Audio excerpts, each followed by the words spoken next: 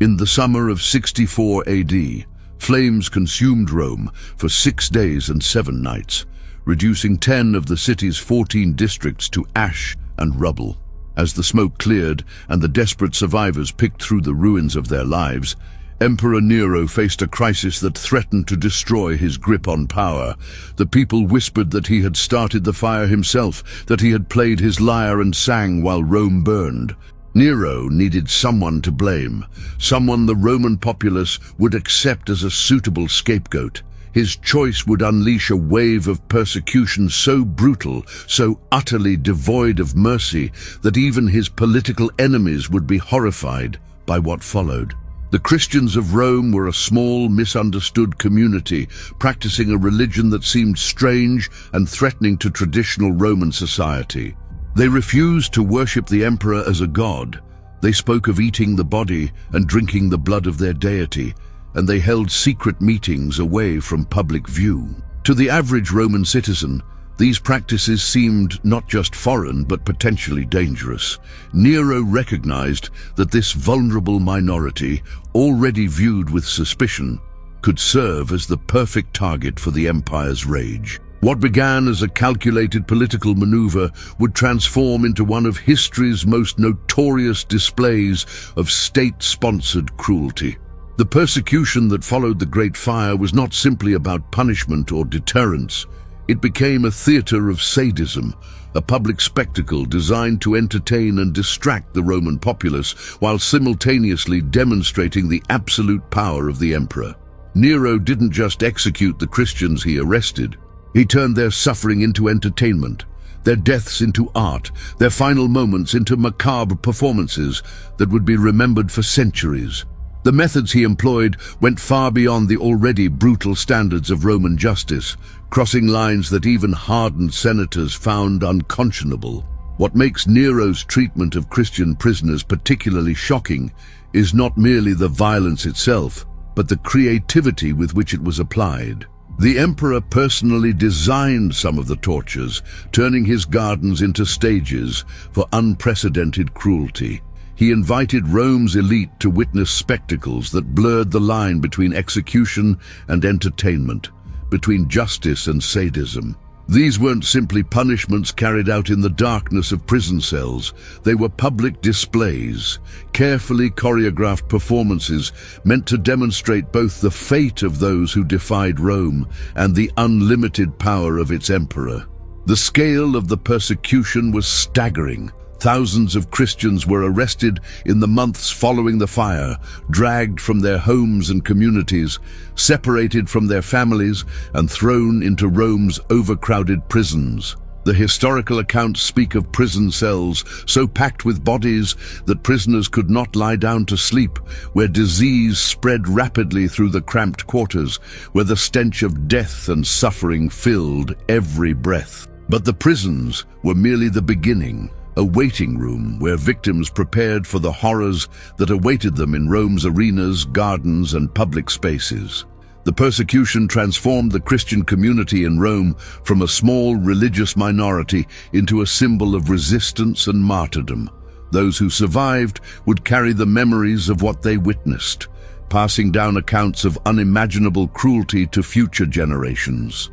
The methods Nero employed, the spectacles he created, and the suffering he inflicted would become embedded in Christian memory and identity, but they would also serve another purpose, one Nero likely never intended. His excessive cruelty would eventually turn public opinion, transforming victims into martyrs and a persecutor into a symbol of absolute evil. Even in an empire known for its brutal entertainments, for its gladiatorial games and public executions, Nero's treatment of Christians stood out as exceptional in its cruelty. Roman citizens who regularly attended the games, who cheered as criminals and prisoners of war fought to the death, found themselves uncomfortable with what the emperor had created. Senators who had no love for the Christian sect, who viewed their beliefs as dangerous superstition, privately expressed disgust at the excesses they witnessed. Something about Nero's persecution crossed a line that even Rome's hardened society recognized. This is the story of what Nero did to Christian prisoners in the aftermath of the Great Fire of Rome. It is a story of political calculation transformed into sadistic spectacle, of cruelty so extreme it shocked an empire built on conquest and violence. It is a story documented by Roman historians who witnessed these events, preserved in the accounts of those who survived, and remembered by a faith that would eventually outlast the empire that sought to destroy it. What follows is a detailed examination of the methods, the motivations, and the consequences of one of history's most infamous persecutions. The Great Fire of Rome began on the night of July 18th, 64 AD, in the merchant district near the Circus Maximus. The flames spread quickly through the tightly packed wooden structures, driven by summer winds that turned individual blazes into an unstoppable inferno. For nearly a week, the fire consumed neighborhood after neighborhood, destroying temples, public buildings, and thousands of homes. When it finally burned itself out, more than 2/3 of the city lay in ruins. The human cost was immense, with thousands dead and hundreds of thousands left homeless, camping in the fields outside the city walls or crowding into the few districts that had been spared. Nero was at his villa in Antium when the fire began, some 35 miles from Rome. Ancient historians record that he rushed back to the city as soon as he received word of the disaster, organizing relief efforts and opening his own properties to shelter the homeless. He arranged for grain to be brought in from the port at Ostia to feed the displaced population and began planning the reconstruction of the city. But none of these efforts could overcome the suspicion that had already taken root in the minds of Rome's citizens. Rumors spread that Nero had ordered the fire set, that he wanted to clear the old city to make way for his grand architectural vision, that he had stood on a tower watching Rome burn while singing about the fall of Troy. These rumors, whether true or false, posed an existential threat to Nero's power. The emperor had always been unpopular with Rome's traditional aristocracy, viewed as too interested in artistic pursuits and Greek culture, too willing to perform in public like a common actor. The fire gave his enemies the perfect opportunity to turn popular opinion against him completely. If the people believed he had deliberately destroyed their city, his reign would not survive. Nero needed to redirect their anger, to provide them with an alternative explanation for the disaster, to give them someone else to blame. The Christian community in Rome numbered perhaps a few thousand individuals, drawn primarily from the lower classes and including a significant number of slaves and freedmen. They were followers of a crucified Jewish preacher named Jesus, who they believed had risen from the dead and would soon return to establish a divine kingdom. To most Romans, Christianity appeared to be simply another strange Eastern cult, one of many that had made their way to the capital. But certain aspects of Christian practice and belief made them particularly vulnerable to suspicion and persecution. Christians refused to participate in the imperial cult, declining to offer sacrifices to the genius of the emperor or to acknowledge the divinity of Rome's traditional gods. This refusal was not merely religious non-conformity, but could be interpreted as political disloyalty, a rejection of Roman authority itself. Their practice of calling each other brother and sister, regardless of social status, seemed to threaten the rigid hierarchies that Roman society depended upon. Their celebration of the Eucharist, which involved symbolic consumption of their god's body and blood, was misunderstood and gave rise to accusations of cannibalism. Their closed religious meetings, restricted to baptized believers, fueled speculation about what actually occurred behind closed doors. The Roman historian Tacitus, writing several decades after the fire, provides our most detailed account of what happened next. According to Tacitus, Nero deliberately shifted blame for the fire onto the Christians, ordering mass arrests of anyone suspected of belonging to the sect. The initial arrests targeted known leaders of the Christian community, but the persecution quickly expanded through forced confessions and denunciations. Prisoners were tortured until they provided names of other Christians, creating a cascade of arrests that swept through Rome's lower-class neighborhoods. The legal basis for these arrests was tenuous at best. Christianity was not yet officially illegal in Rome, though it was viewed with suspicion. The charges brought against the arrested Christians seem to have varied, ranging from arson to practicing an illicit religion to general charges of hatred of the human race, a vague accusation that essentially meant being enemies of Roman society. But the legal niceties mattered little in the climate of fear and rage that followed the fire. The prisons filled rapidly with men, women, and even children, all awaiting a fate that would prove far worse than simple execution. The conditions in Rome's prisons were harsh under normal circumstances, but the sudden influx of Christian prisoners created a humanitarian disaster. Ancient sources describe cells so overcrowded that prisoners stood pressed against each other, unable to sit or lie down. The summer heat made the stone chambers into ovens, and the lack of adequate sanitation created breeding grounds for disease. Food and water were scarce, doled out in amounts barely sufficient for survival. Many prisoners died before they ever reached trial or execution, succumbing to disease, dehydration, or simply the brutal conditions of their confinement. But for most, the prison was merely a prelude to horrors that awaited them in Rome's public spaces. Roman law distinguished between different classes of criminals and prescribed different forms of execution accordingly. Roman citizens who committed capital crimes were typically beheaded, a relatively quick death considered appropriate for those with legal status. Non-citizens and slaves, however, could be subjected to far more brutal executions, particularly if they were condemned as enemies of the state. The Christians arrested after the Great Fire fell primarily into this latter category, and Nero exploited their lack of legal protection to create spectacles that went far beyond traditional Roman justice. The interrogations of Christian prisoners were designed not merely to extract information, but to break the will of the accused and force public recantations of their faith. Professional torturers, skilled in the application of pain, worked in the dungeons beneath Rome's courts and prisons. They used a variety of techniques to compel confessions and denunciations. The rack stretched bodies until joints dislocated and ligaments tore.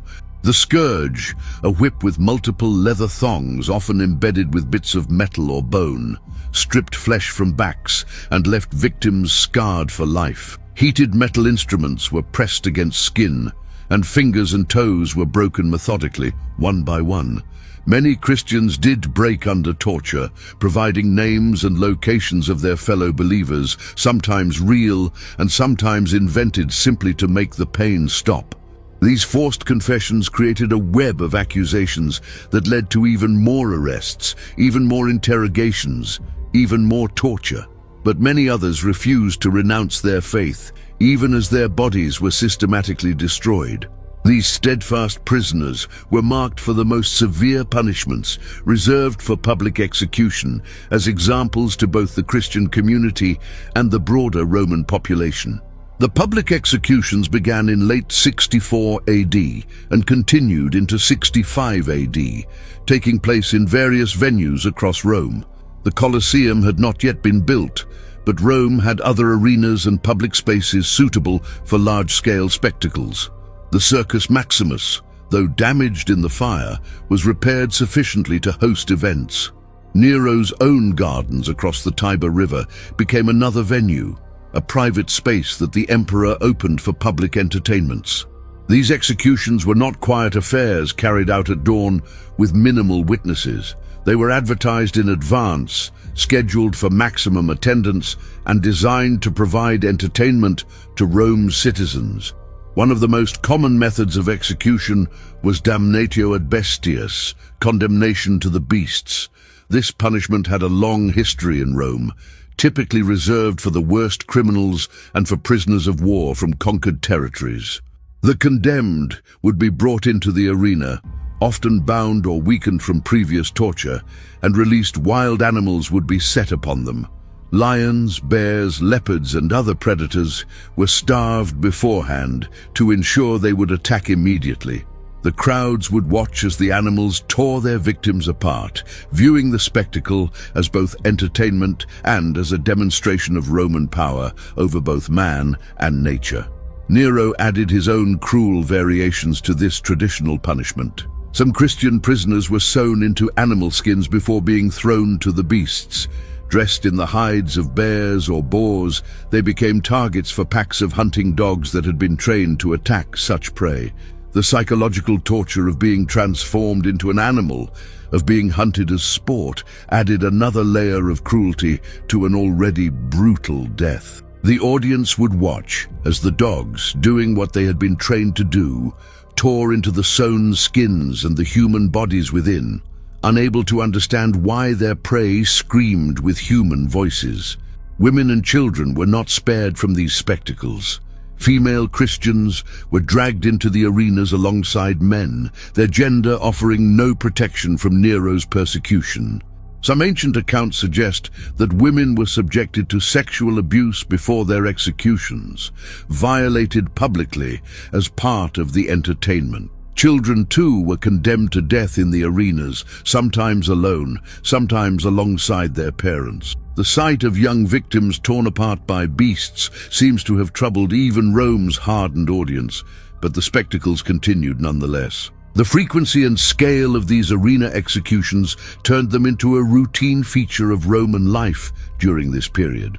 Citizens who had initially attended out of curiosity or bloodlust found themselves growing weary of the constant violence. The sheer number of Christian victims, the repetitive nature of their deaths, and the obvious innocence of many who were condemned began to create a sense of unease among the spectators. But Nero was just getting started.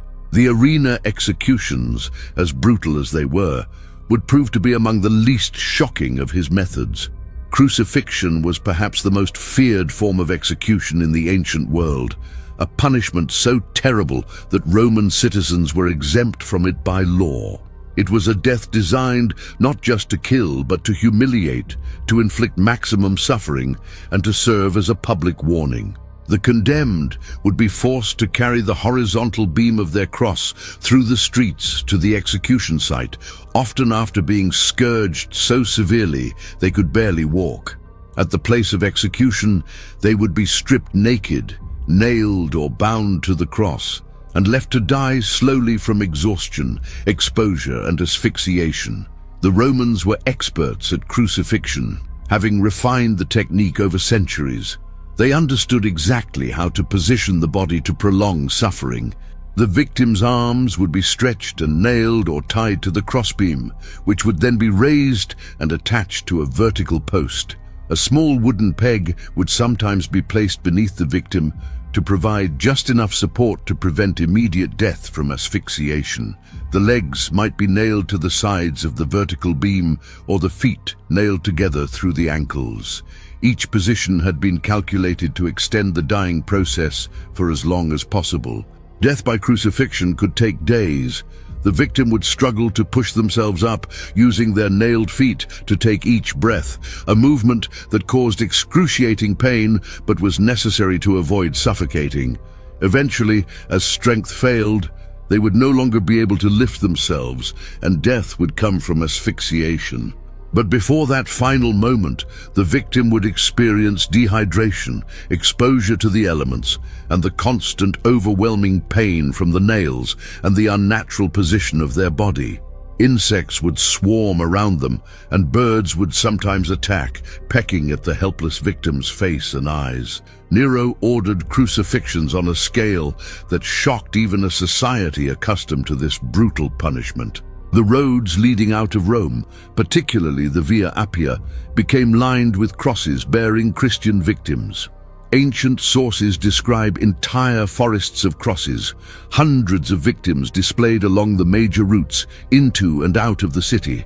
The message was unmistakable. This was the fate that awaited those who defied the emperor, who refused to acknowledge Rome's gods. who practiced their foreign religion in defiance of imperial authority. The public nature of these crucifixions was essential to their purpose as both punishment and propaganda. Travelers entering or leaving Rome would pass row after row of dying and dead victims, a corridor of suffering that stretched for miles. The crosses would be left standing for days or even weeks, allowing the bodies to decompose publicly, their decay serving as a continuing warning. Family members were forbidden from retrieving the bodies for proper burial, a final indignity that denied the victims even the comfort of knowing they would receive respectful funeral rites. Some crucifixion victims were subjected to additional tortures before or during their execution. Prisoners might be mutilated before being nailed to the cross, having hands, feet, eyes, or tongues removed. Others were crucified in unnatural positions, hung upside down, or with limbs twisted at painful angles. Professional torturers would sometimes tend to the crucified victims, keeping them alive longer by providing small amounts of water or tending to their wounds just enough to prevent death from blood loss, all to extend the spectacle of their suffering. The Christians facing crucifixion often prayed and sang hymns as they were led to their deaths, a behavior that puzzled and sometimes disturbed their Roman executioners and spectators. Where Romans expected to see despair and pleas for mercy, they instead witnessed acceptance and even joy at the prospect of martyrdom. Some Christians reportedly encouraged each other as they hung on adjacent crosses, speaking about meeting in paradise, declaring their faith even as they drew their final breaths. This calm in the face of extreme suffering made an impression on witnesses, though it's unclear whether it inspired sympathy or merely reinforced Roman views of Christians as a strange, dangerous cult. The psychological impact of the mass crucifixions extended beyond their immediate victims. The Christian community that survived the persecution lived with the knowledge that their friends, family members, and spiritual leaders had died these horrific deaths. The roads they had to travel for daily life were marked by the crucifixes of their martyrs. Every journey outside the city became a walk through a gallery of suffering, a constant reminder of what might await them if they continued to practice their faith. Yet despite this campaign of terror, or perhaps because of it, the Christian community endured, its members bound together by shared trauma and the memory of those who had died rather than renounce their beliefs. The most infamous of Nero's atrocities against Christians took place not in public arenas or along the roads, but in his own private gardens across the Tiber River. These gardens, known as the Horti Neroniani, were vast estates that the emperor had acquired and developed into pleasure grounds filled with elaborate walkways, fountains, and artistic displays. It was here that Nero would host his most exclusive entertainments, inviting Rome's elite to witness spectacles that blurred the line between art and atrocity. And it was here that he would create the image for which his persecution of Christians is most remembered, the human torches. The concept was as simple as it was horrific. Christian prisoners would be brought to the gardens at dusk and stripped of their clothing. They would then be covered in pitch, tar, or other flammable substances, their bodies transformed into fuel for the emperor's illumination. Wooden stakes were driven into the ground throughout the gardens, creating a grid of execution sites. Each prisoner would be bound to one of these stakes, their pitch-covered bodies positioned to serve as living torches that would light the pathways and gathering spaces of Nero's evening festivities. As the sun set and darkness began to fall over Rome, Nero would give the signal for the torches to be lit. Guards would approach the first victims with burning brands, touching flame to the pitch-covered bodies. The pitch would ignite immediately, burning with intense heat and bright light. The victim would scream as the flames consumed them, their bodies providing illumination for the parties and entertainments happening around them. The smell of burning flesh would fill the air, mixing with the scents of the garden flowers and the food being served to Nero's guests. Ancient accounts suggest that dozens of these human torches would be lit in a single evening, creating a network of gruesome illumination throughout the gardens. The victims would not die immediately. The burning process could take many agonizing minutes as the flames worked their way through the pitch and into the flesh beneath. Their screams and pleas would provide a backdrop to the conversations and celebrations of the assembled aristocrats. Some guests reportedly expressed discomfort at the spectacle, but few, if any, dared to openly criticize the emperor's entertainment. Nero himself would circulate among his guests during these events, sometimes dressed as a charioteer, mingling and enjoying the festivities while Christian prisoners burned around them. According to some accounts, he would occasionally drive his chariot through the illuminated pathways, the light from the burning bodies casting flickering shadows on his face. The historian Tacitus, no friend to Christians himself, wrote with evident disgust about these garden parties, suggesting that even those who believed Christians deserved punishment felt these spectacles went too far. The psychology behind using human beings as torches reveals the depth of Nero's cruelty and his desire to completely dehumanize his victims. They were not being executed as criminals or enemies of the state. They were being transformed into objects, into mere tools for providing light. Their suffering, their humanity, their final moments of life were all reduced to functional purposes. They existed simply to illuminate the emperor's parties. This absolute reduction of human beings to things, this complete denial of their dignity even in death, represented a form of cruelty that transcended even the brutal norms of Roman society. The image of Christian martyrs burning as torches would become one of the most powerful and enduring symbols of early Christian persecution.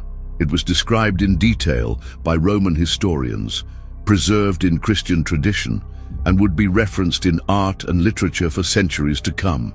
The human torches of Nero's gardens became emblematic of both the cruelty Christians faced and the faith that sustained them through such horrors. Later, Christian writers would describe the martyrs as having given light, not just literally, but spiritually, their deaths illuminating the truth of their faith for all who witnessed them. For those Christians who survived the persecution but had witnessed the garden spectacles, the trauma must have been profound. They had seen their friends, family members, and spiritual leaders reduced to fuel for the emperor's amusement. They had heard the screams, smelled the burning flesh, watched as human bodies were consumed by flames, while Rome's elite drank wine and enjoyed entertainments. How does one recover from witnessing such systematic, aestheticized cruelty? How does a community survive when its members have been turned into props for an emperor's party? Yet the Christian community did survive, carrying these memories forward, transforming trauma into testimony.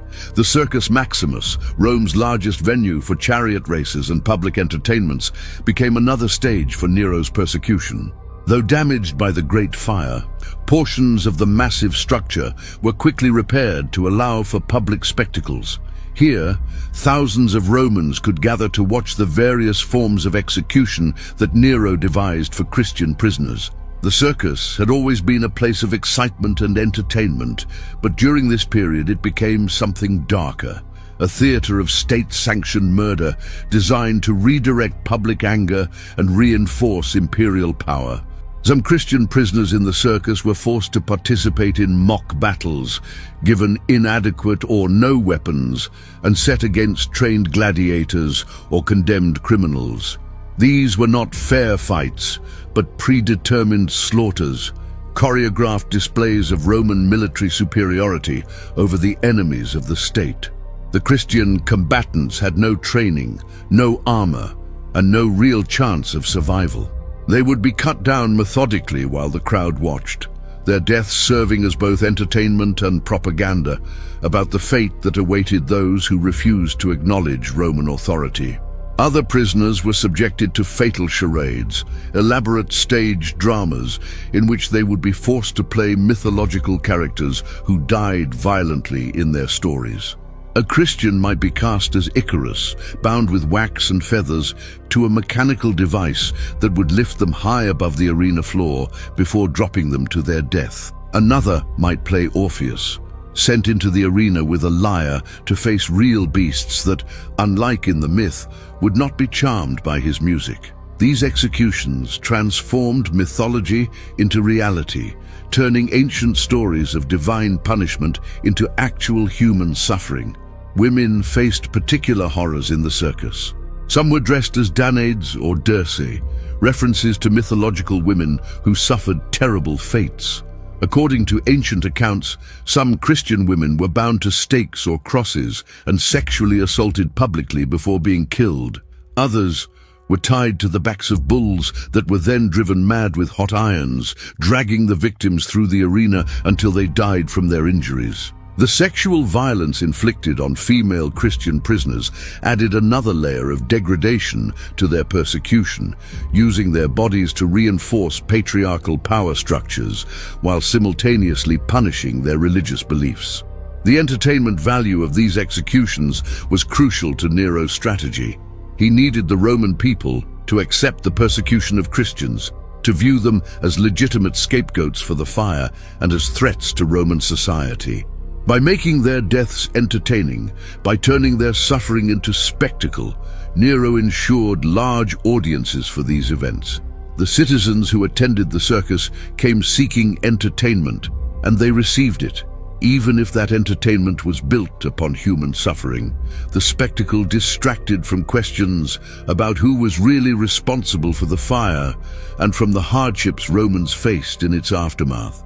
Yet the constant stream of victims began to work against Nero's purposes. The sheer number of Christian prisoners executed in the circus, combined with the obvious innocence of many victims, began to generate sympathy among some spectators. Women, children and elderly prisoners who clearly posed no threat to Rome were being torn apart by beasts or killed in elaborate ways simply because of their religious beliefs. Some in the audience began to question whether the punishment fit the alleged crime, whether these people had really been responsible for the fire, whether the emperor was using them as convenient scapegoats. The atmosphere in the circus during these events must have been complex and contradictory. Part of the crowd would have been enthusiastically engaged, cheering as Christians were killed, viewing the spectacle as righteous punishment and entertaining sport.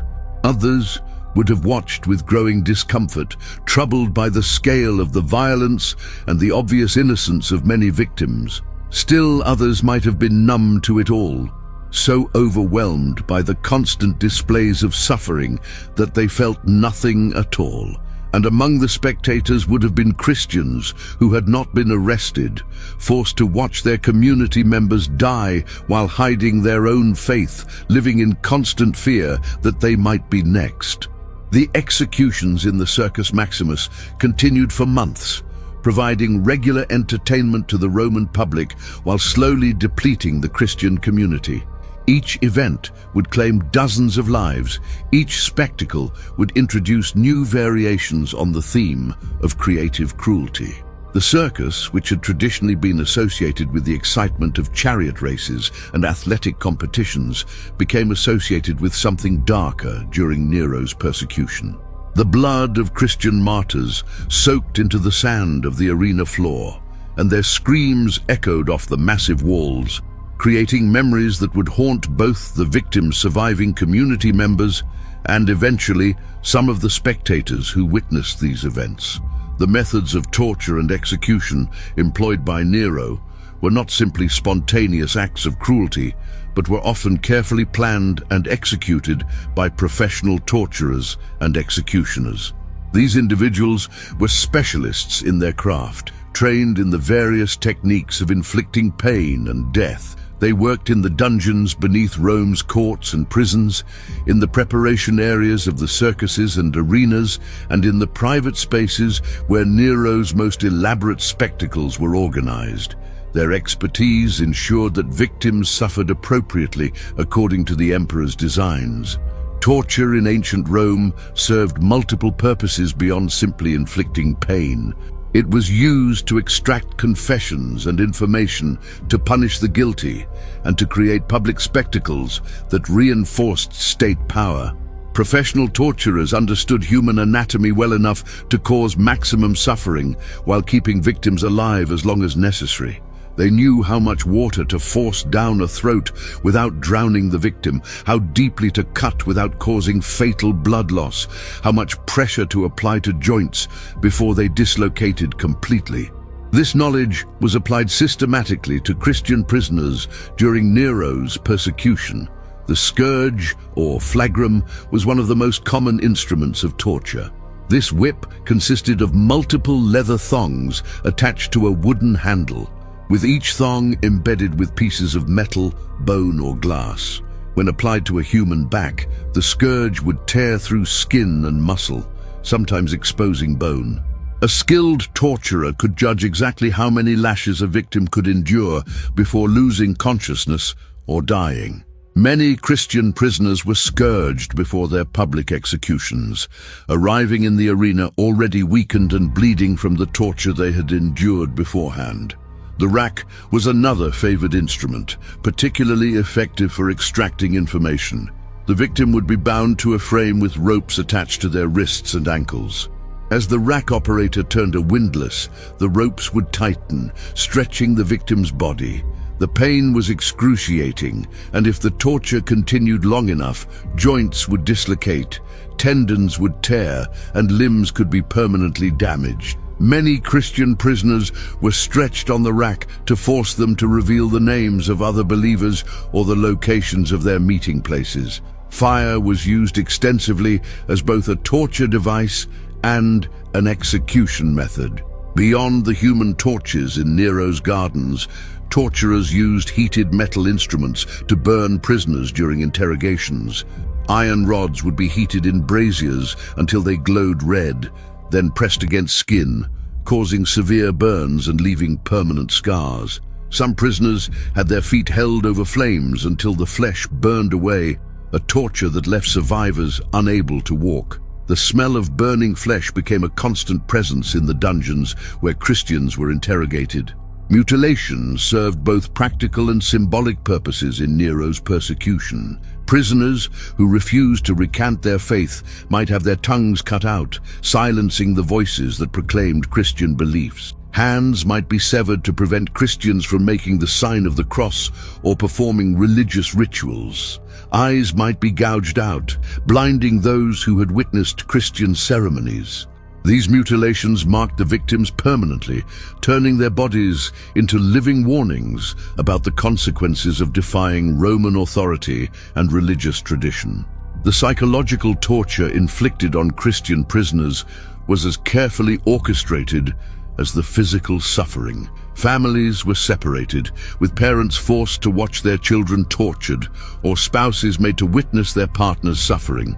Prisoners were told that they could save themselves and their loved ones simply by renouncing their faith and offering sacrifice to the Roman gods. Those who weakened and complied were sometimes released, but they had to live with the knowledge that their apostasy had cost them their community and their spiritual identity. Those who refused were forced to watch as their family members were tortured more severely because of their stubbornness. Medical knowledge, such as it was in the 1st century, was sometimes employed to prolong suffering rather than relieve it. Torturers understood how to treat wounds just enough to keep prisoners alive for further torture or public execution. They knew which injuries were immediately fatal and which would allow victims to linger in agony.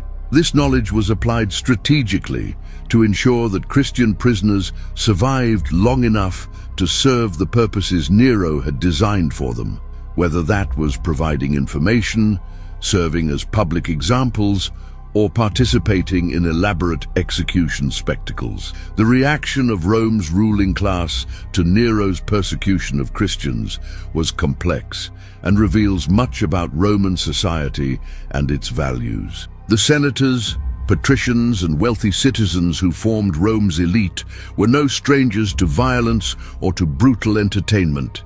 They attended gladiatorial games regularly, they accepted slavery as a natural part of society, and they supported military campaigns that killed thousands. Yet even among this hardened aristocracy, Nero's treatment of Christian prisoners generated controversy and concern. The historian Tacitus, writing in the early 2nd century, provides our most detailed ancient account of the persecution. Tacitus had no love for Christians, describing their religion as a deadly superstition and agreeing that they were hated for their vices. Yet even this hostile witness recorded that Nero's cruelty toward them eventually generated sympathy. Tacitus wrote that despite Christian guilt and their deserving of extreme punishment, people began to feel pity for them, sensing that they were being destroyed not for the public good, but to satisfy one man's cruelty. This testimony from a Roman aristocrat who disliked Christians is particularly significant, as it shows that even those predisposed against the victims found Nero's actions excessive. Other senators expressed their concerns more privately, in conversations recorded in later historical accounts or implied by their subsequent actions. The scale of the persecution troubled many in the ruling class. Thousands of arrests, months of public executions, and the transformation of imperial gardens into killing grounds suggested a loss of proportion, a cruelty that went beyond what was necessary or appropriate. Some senators began to question whether Christians had actually been responsible for the fire at all, whether Nero was using them as convenient scapegoats to deflect blame from himself. The economic impact of the persecution also concerned some members of the elite. Many Christians were artisans, laborers, and small merchants whose work contributed to Rome's economy. Their mass arrest and execution created labor shortages in some sectors and disrupted trade networks. Some wealthy Romans who had employed Christian slaves or freedmen found their households and businesses affected by the sudden loss of workers. While these economic concerns were hardly humanitarian in nature, they did create another source of discontent with Nero's policies. The religious traditionalists in the Senate had their own concerns about the persecution. While they had no sympathy for Christianity as such, some worried about the precedent being set. If the emperor could persecute one religious group so severely based on flimsy evidence, what was to stop future emperors from targeting other unpopular religions or philosophical schools? The arbitrary nature of Nero's persecution, the lack of proper trials and evidence, and the severity of punishments inflicted without clear legal justification all suggested a dangerous expansion of imperial power that could threaten anyone who fell out of favor. Some members of Rome's elite expressed disgust at specific aspects of the persecution, particularly the use of human beings as torches in Nero's gardens. This innovation seemed to cross a line even for Romans accustomed to brutal entertainments. There was something about the deliberate aestheticization of suffering, the transformation of human death into illumination for parties, that troubled even hardened aristocrats. It suggested a level of sadism that went beyond punishment or deterrence, revealing something deeply wrong with the emperor's character. Women of the aristocracy were particularly disturbed by the treatment of Christian women and children. Roman society, for all its brutality, had certain norms about the treatment of women and minors. Female citizens enjoyed some protections, and children were generally seen as innocent regardless of their parents' crimes. The public sexual assault of Christian women, the execution of children in the arenas, and the burning of entire families as human torches violated these norms. Some aristocratic women reportedly interceded with their husbands to express concern about these aspects of the persecution. Yet despite these concerns and the growing sense of unease, remarkably few members of Rome's elite spoke out publicly against the persecution while it was happening. The fear of Nero was too great, the risk of being associated with his victims too dangerous. Senators who privately questioned the persecution remained silent in public forums. No one wanted to be perceived as sympathizing with the despised Christian sect or as criticizing the emperor's justice. The same aristocrats who were horrified by what they witnessed lacked the courage to speak against it, a moral failure that would haunt some of them in later years as they looked back on this period. The persecution initiated by Nero in 64 AD did not simply end. It gradually subsided as the emperor's attention shifted to other concerns and as the supply of identified Christians in Rome dwindled. By late 65 AD, the mass arrests and public executions had decreased in frequency, though they did not stop entirely. Individual Christians continued to be arrested and executed, but the large-scale spectacles that had characterized the first year of persecution became less common. The Christian community in Rome had been devastated but not destroyed, forced underground but still surviving. The long-term impact of the persecution on the Christian community was profound and multifaceted. In the immediate term, the community was traumatized, depleted, and frightened. Hundreds or possibly thousands of believers had been killed, including many of the community's leaders and teachers. Those who survived lived with the memories of what they had witnessed and the guilt of having survived when others had not. The community's meeting places had been exposed and destroyed, forcing Christians to gather in secret, in constantly shifting locations, always fearful of betrayal or discovery. Yet the persecution also had unintended consequences that Nero could never have anticipated. The courage displayed by many Christian martyrs in the face of torture and death made a powerful impression on some who witnessed it. The calm acceptance of suffering, the refusal to renounce faith even under extreme duress, and the mutual support Christians showed each other in their final moments suggested a depth of conviction that puzzled and sometimes impressed Roman observers. Some who had come to the arenas to watch Christians die left questioning their assumptions about this strange sect. The accounts of Christian martyrdom became central to the community's identity and memory. The stories of those who had died under Nero's persecution were preserved and passed down, growing more detailed and sometimes more embellished with each retelling. These narratives served multiple purposes. They honored the dead, they provided examples of faithful endurance for future generations, and they helped the community make meaning of the trauma they had experienced. The martyrs became heroes and saints, their suffering transformed into spiritual victory. The persecution also clarified for Christians what their faith would cost them in a hostile empire. Following Jesus in Rome meant being willing to face arrest, torture, and horrific death. This reality shaped Christian theology, practice, and community structure in lasting ways. The emphasis on martyrdom, on bearing witness even unto death, became central to Christian identity. The willingness to die for one's faith, rather than compromise, became a mark of true discipleship. The persecution under Nero set patterns that would be repeated in subsequent persecutions throughout the Roman Empire. For the broader Roman society, the persecution had mixed effects. In the short term, it accomplished Nero's goal of diverting attention from questions about who had started the Great Fire. The spectacles provided entertainment and distraction to the masses, and the identification of Christians as scapegoats gave Romans someone to blame for the disaster that had destroyed their city. But the excessive cruelty of the persecution also created unease, particularly among the educated elite, who began to question both the justice of the actions and the character of the emperor who ordered them. Nero's treatment of Christian prisoners contributed to his growing reputation as a tyrant and a monster. This persecution was not the only reason for his unpopularity. The emperor had alienated the Senate through various other actions, spent lavishly on his own pleasures, while Rome struggled to rebuild, and was widely suspected of having murdered his mother, his wife, and other family members. But the persecution added another item to the list of charges against him.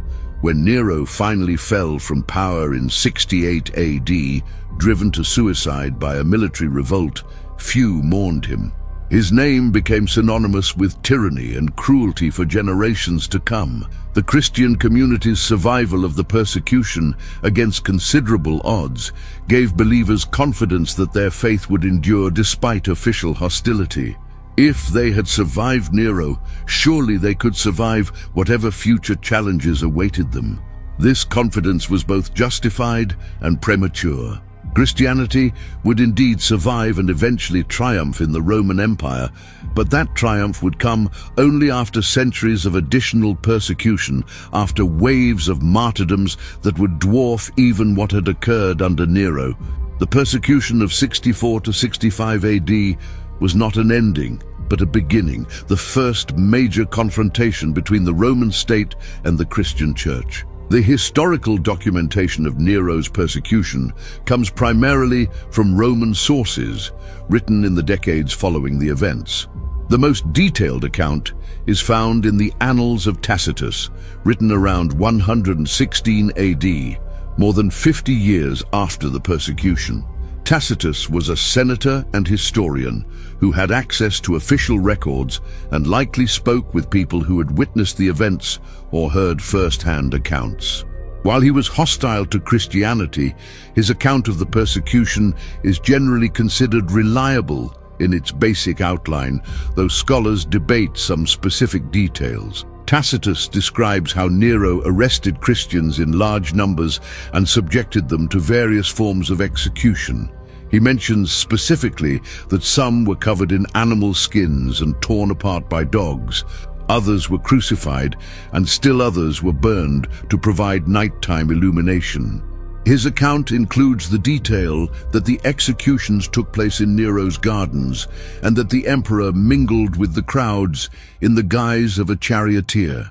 Tacitus also notes that despite the Christians' guilt in his view, people began to feel pity for them, perceiving that they were being destroyed to satisfy Nero's cruelty rather than for the public good. Another Roman source is Suetonius, who wrote his biography of Nero around 121 AD. Suetonius mentions the persecution more briefly, noting that Nero punished Christians, describing them as a class of men given to a new and wicked superstition. He places this punishment in the context of various other actions Nero took, presenting it as one example among many of the emperor's attempts to regulate Roman society. Suetonius provides fewer details about the methods of execution, but confirms that a persecution took place. Christian sources provide additional perspectives on the persecution, though these accounts were written even later and are more focused on theological meaning than historical detail.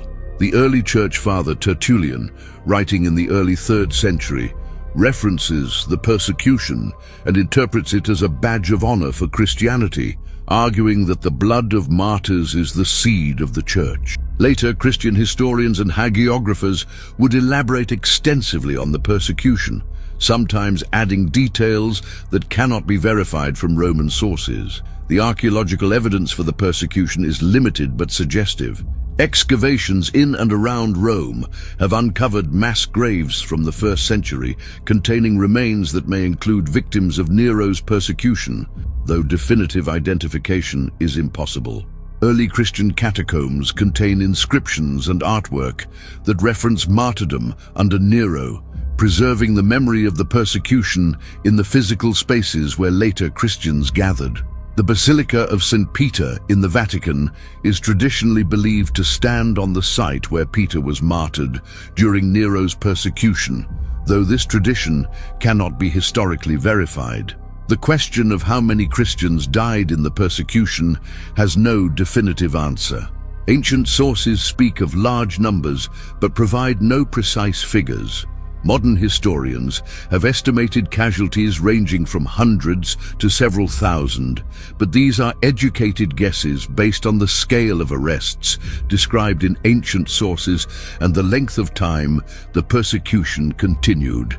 The actual number will never be known with certainty, but it was clearly substantial enough to devastate the Christian community in Rome and to leave a lasting mark on Christian memory.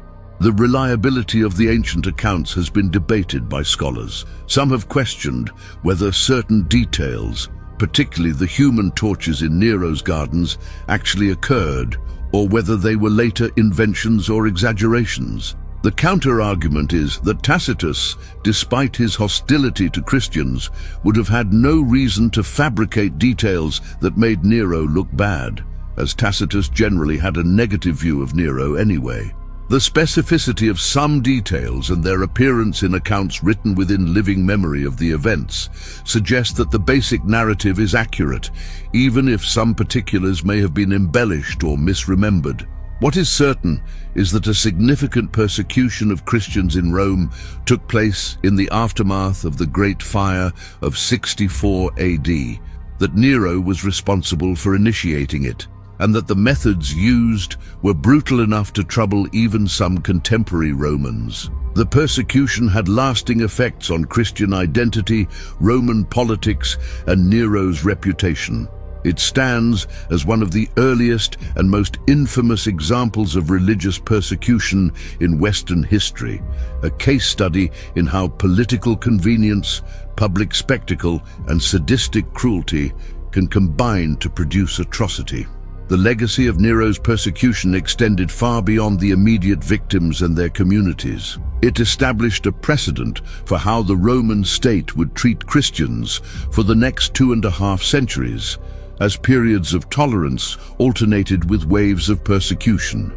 It provided Christians with a narrative of heroic suffering that would shape their self-understanding and their relationship with political authority. And it contributed to the development of Nero as an archetype of evil in Western culture, a ruler whose name became shorthand for tyranny, cruelty, and the abuse of power. The flames that consumed Christian martyrs in Nero's gardens cast long shadows across history. The transformation of memory into meaning is perhaps the most lasting legacy of Nero's persecution. The stories of the martyrs who died in Rome's arenas, on crosses along the roads, and as human torches in the imperial gardens became foundational narratives for Christian identity. These were not merely historical events to be remembered, but sacred stories that revealed truth about the nature of faith, the cost of discipleship, and the ultimate triumph of the spirit over physical suffering. Within a century of the persecution, Christian communities across the empire were celebrating the feast days of Roman martyrs, commemorating their deaths as victories rather than defeats. The early church developed a theology of martyrdom that gave meaning to suffering and death, arguing that those who died for their faith immediately entered paradise and could intercede for the living. The martyrs became models of perfect discipleship, examples of how Christians should respond when faced with the choice between faith and life itself. The stories were preserved in various forms. Formal martyrologies documented the names, dates, and circumstances of martyrs' deaths. Longer hagiographies elaborated these accounts, sometimes adding miraculous details or theological interpretations. Liturgical texts incorporated references to the martyrs, ensuring that their memory was regularly invoked in Christian worship. Visual art depicted scenes of martyrdom, preserving the images of lions in arenas, crosses by roadsides, and flames consuming faithful witnesses. All of these forms of memory-keeping served to keep the persecution alive in Christian consciousness. The question of historical accuracy versus theological meaning was not always clearly distinguished in these accounts. Early Christians were less concerned with modern standards of historical documentation than with preserving the spiritual significance of the martyrdoms. Details might be added, adjusted, or elaborated if doing so helped convey the theological truths the community saw in these deaths. This doesn't mean the persecutions didn't happen or were entirely fabricated, but it does mean that later accounts should be approached with awareness of their purposes and contexts. The figure of Nero himself took on symbolic significance in Christian tradition. He became the archetype of the evil ruler who persecutes the faithful, a role he would play in Christian literature, theology, and art for centuries. Some early Christians believed that Nero would literally return from the dead, as the Antichrist prophesied in apocalyptic literature. Others saw him as a symbolic representation of state power aligned against God's people. In either case, Nero transcended his historical role to become a timeless figure embodying opposition to Christianity. The persecution also influenced how Christians thought about their relationship with political authority. The experience of being scapegoated, arrested, tortured, and executed by the Roman state for their beliefs shaped Christian political theology. Early Christian writers like Tertullian and Origen developed arguments about the limits of state power and the ultimate loyalty Christians owed to God rather than emperor. While Christians would eventually accommodate themselves to living within the empire, the memory of persecution maintained a prophetic tension, a reminder that earthly rulers could become tyrants who demanded worship they didn't deserve. As Christianity grew and eventually became the official religion of the Roman Empire in the 4th century, the meaning of the Neronian persecution shifted again. Now Christians were no longer the persecuted minority, but the imperial establishment. The martyrs' stories took on new significance as reminders of the Church's humble origins and the price earlier generations had paid for the faith. Churches and basilicas were built over sites associated with the persecution, transforming places of suffering into sacred spaces. The martyrs' remains became holy relics, preserved and venerated by believers. The broader cultural impact of Nero's persecution extended beyond Christianity itself. In Western literature, history, and art, Nero's treatment of Christians became one of the defining examples of tyranny and religious persecution. It was referenced during later religious conflicts, invoked as a warning about what happens when rulers claim absolute authority, and studied as a case study in the psychology of persecution. The specific image of Christians as human torches in Nero's gardens became one of the most memorable and frequently referenced scenes of martyrdom in Western culture. Modern historical scholarship has brought new perspectives to the study of the persecution, using archaeological evidence, comparative analysis, and critical reading of ancient sources to better understand what actually happened and why. Scholars have examined the social and political contexts that made such persecution possible, the mechanics of how the Roman justice system operated, and the various ways different groups within Roman society responded to the events. This scholarly work hasn't diminished the significance of the persecution, but has enriched our understanding of its complexities. The persecution under Nero continues to raise profound questions about human nature, political power, and religious conviction. How could a civilized empire with sophisticated laws and culture engage in such systematic cruelty? What motivated individuals to participate in torture and execution of people whose only crime was their beliefs? How could spectators watch such suffering as entertainment? And conversely, what enabled victims to maintain their faith and dignity in the face of unimaginable horror? These questions transcend the specific historical context and continue to resonate in a world that has seen too many examples of persecution, genocide, and state-sponsored violence. The victims of Nero's persecution were individuals with names, families, stories, dreams, and fears. They were artisans and slaves, merchants and servants, old and young, men and women, and children. Most of their names are lost to history, their individual stories absorbed into the collective narrative of Christian martyrdom. But they were real people who experienced real suffering, who faced impossible choices, who died horrible deaths because of their religious beliefs and an emperor's political calculations. Any understanding of the persecution must begin and end with this human reality, with the recognition that these were not abstract theological symbols, but people who bled and burned and died. The question of whether their deaths accomplished anything, whether their sacrifices had meaning, depends largely on one's perspective. From a purely historical standpoint, the persecution failed in its immediate objectives.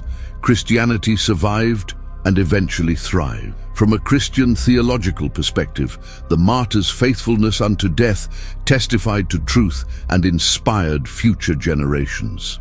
From a humanistic perspective, their courage in the face of evil affirmed human dignity, even in circumstances designed to destroy it. Perhaps the most honest answer is that their deaths meant different things to different people, then and now. What remains indisputable is that Nero's treatment of Christian prisoners in the aftermath of the Great Fire of Rome stands as one of history's clearest examples of how political expediency, religious intolerance, and sadistic cruelty can combine to produce atrocity. It reminds us of the capacity of state power to inflict suffering and of the vulnerability of minority communities to scapegoating and persecution. It also demonstrates the human capacity for courage, for maintaining conviction in the face of terror, and for finding meaning in suffering. These are lessons that remain relevant wherever and whenever religious minorities face persecution, wherever political leaders seek scapegoats, wherever power is exercised without mercy or restraint.